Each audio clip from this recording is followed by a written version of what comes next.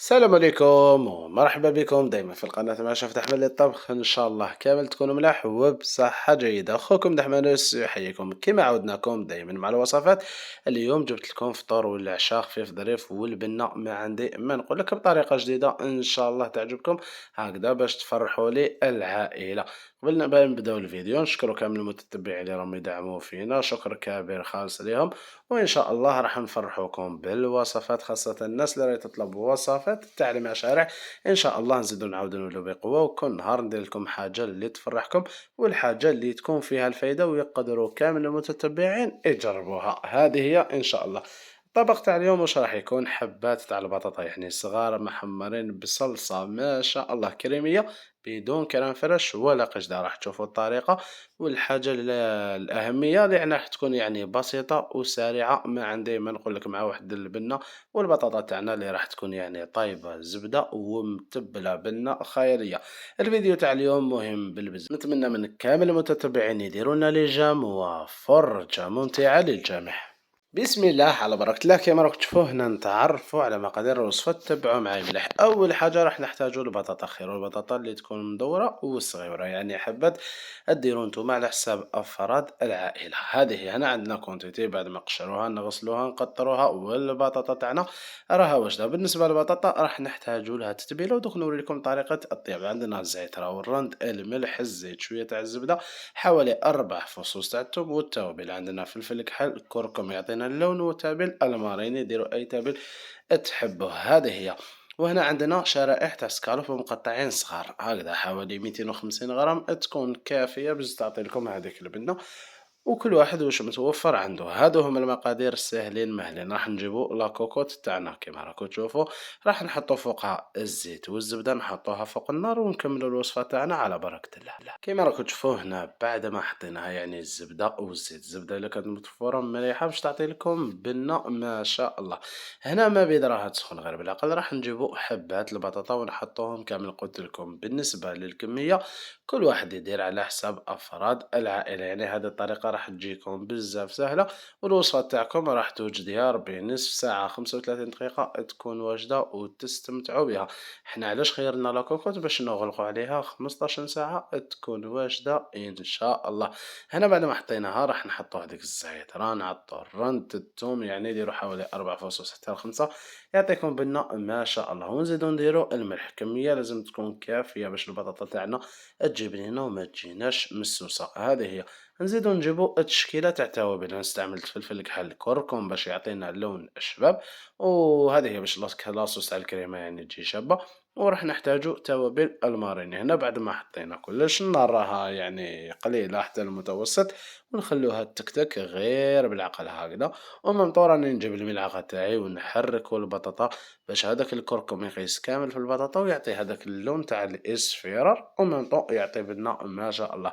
نخلوها هكذا توجور تكتك غير بالعقل ونعاود نولي لكم. وهنا كما راكم تشوفوا بعد ما خليناها يعني تحمست ما شاء الله. بالنسبه للنار ما تقويوش عندما تشوفوا هذوك التوابل يعني قبل ما يبداو يلصقوا، وهذاك التوم قبل ما يتحرق راح نجيبوا كميه تاع الماء ونمرقوه هذيك البطاطا تاعنا، يعني نغطوا البطاطا هكذا قيس قيس. احنا راح نديروها في لاكوكوط. واش راح نديرو؟ نجيبوا الغطاء تاعنا نغطوا عليها ونحسبوا لها حوالي 15 دقيقه 20 دقيقه، يعني تكون واجده. ما لازمش تغفلوا عليها ولا تتعبز لكم كاين، لازم تكون طريه وتبقى شيدة روحها. هذه هي. نحطوا لها الغطاء نخلوها طيب ونعاود نولي لكم على بركة الله. وهنا كما راكم تشوفوا بعد ما جاز عليها الوقت البطاطا تاعنا راها طايبة مع هذيك المرقة. ما عندي ما نقول لك. نجيبو الموس تاعنا نرشقوه نلقاو البطاطا طايبة راها واجدة وما شاء الله. ندوها فوق البلون طرافاي ونكملوا الوصفة تاعنا. وهنا كما راكم تشوفوا راح نجيبو الصينية تاعنا ولا البلاطو اللي يدخل للفرن. راح نحو كامل حبيبات البطاطا تاعنا راهم واجدين وطريين ما شاء الله. بالنسبة للصوص تاعنا راح نحطوها في مرميطة صغيرة، وحبيبات البطاطا راهم واجدين. نشعلوا الفرن تاعنا غير من الفوق ندخلوهم ياخدوا احمرار شباب ونكملوا الوصفة على بركة الله.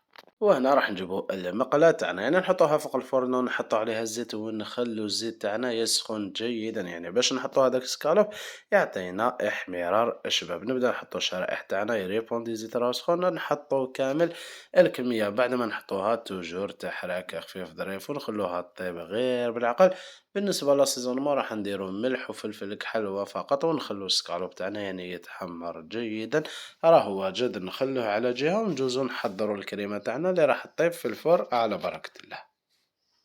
هنا نجو نحضروا لاصوص تاعنا اللي راح تكون كريمية وراح تكمل طيابها في الفرن. نتبعو معايا مليح لاصوص اللي تبقات لنا من البطاطا. هنا نجيبو زوج كيسان تاع حليب، تلت ملاعق تاع الفارينة، وعندنا قطعة تاع جبن أبيض كيما راكم تشوفوا. بالنسبة للحليب الفارينة والجبن الأبيض راح نحطوهم كامل في طاس، نجيبو البرا ميكسور تاعنا ونميكسيوهم جيدا.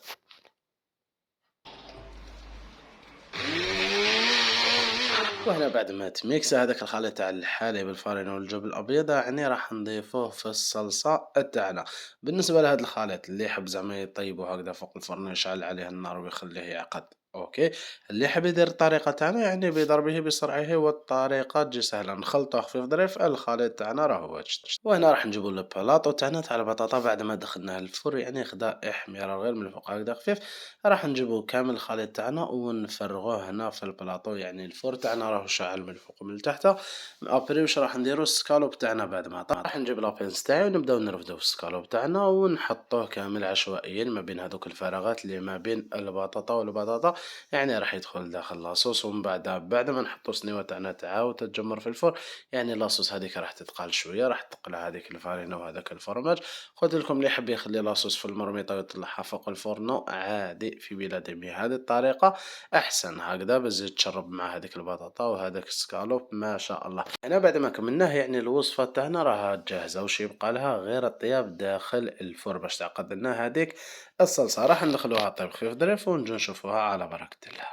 وهنا بعد ما خرجتها من الفرن يعني دخلوها خلوها حوالي 10 دقائق حتى ربع ساعة، تلقاوها واجدة ما شاء الله. البطاطا تزيد تتحمر، الكريمة تاعنا هذيك تتقال ما شاء الله. نجيبو شوية تاع المعدنوس نشبحوها خفيف ظريف، والطبق تاعكم راهو واجد اللي تقدروا ديروه في الفطور ولا العشاء. نخلوه يرتاح شوية ونجو نقدمو الطبق تاعنا كيما راكم تشوفوا.